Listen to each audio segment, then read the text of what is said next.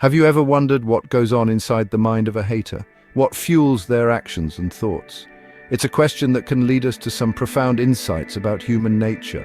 Why do some people seem determined to pull others down instead of lifting themselves up? It's a curious behavior, isn't it? Instead of focusing on their own growth, they choose to focus on others, often in a negative light. Let's talk honestly about envy, resentment, and what drives someone to become a hater. These emotions are complex and deeply rooted in our psyche, often stemming from personal insecurities and societal pressures. First, let me say this. Everyone feels a little envy sometimes. It's normal. Envy is a natural human emotion, a reaction to seeing someone else achieve something we desire. The problem starts when envy turns toxic, when it morphs into a habit of resenting others for their success, happiness, or even just their confidence. This toxic envy can cloud judgment and lead to destructive behavior. The person who constantly criticizes, gossips, or tries to undermine others, that's a hater in action. They often operate from a place of fear and insecurity, projecting their own issues onto others. But why does someone end up like this? What pushes them to such negativity? A lot of times it's rooted in insecurity.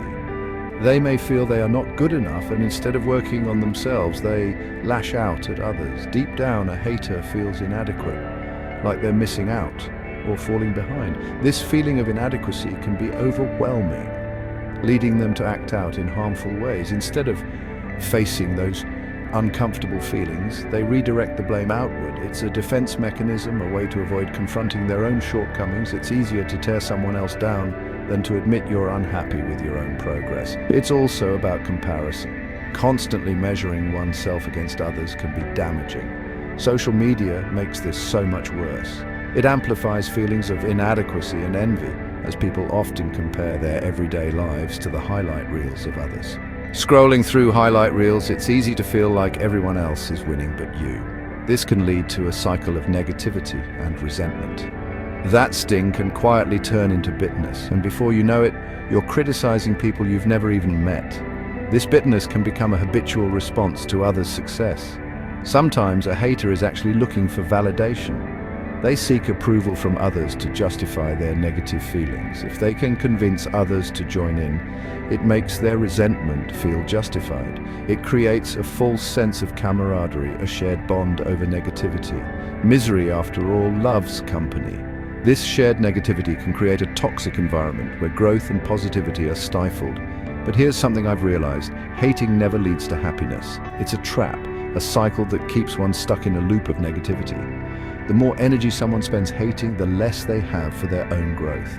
It drains them, leaving little room for self-improvement or happiness. They get stuck in a cycle, focused on others, but never on themselves. This focus on others' lives prevents them from addressing their own issues. So how do you deal with a hater? Simple. You focus on yourself and your own path.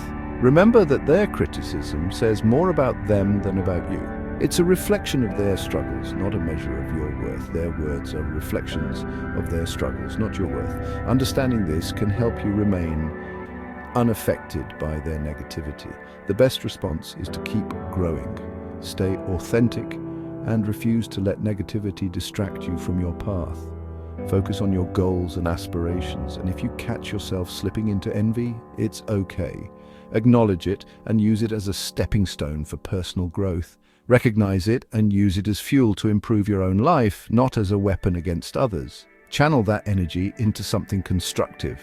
At the end of the day, we all have a choice to build or to break, to create a positive impact or to dwell in negativity. I know which one I want to be. How about you? Choose wisely and let your actions reflect the person you aspire to become.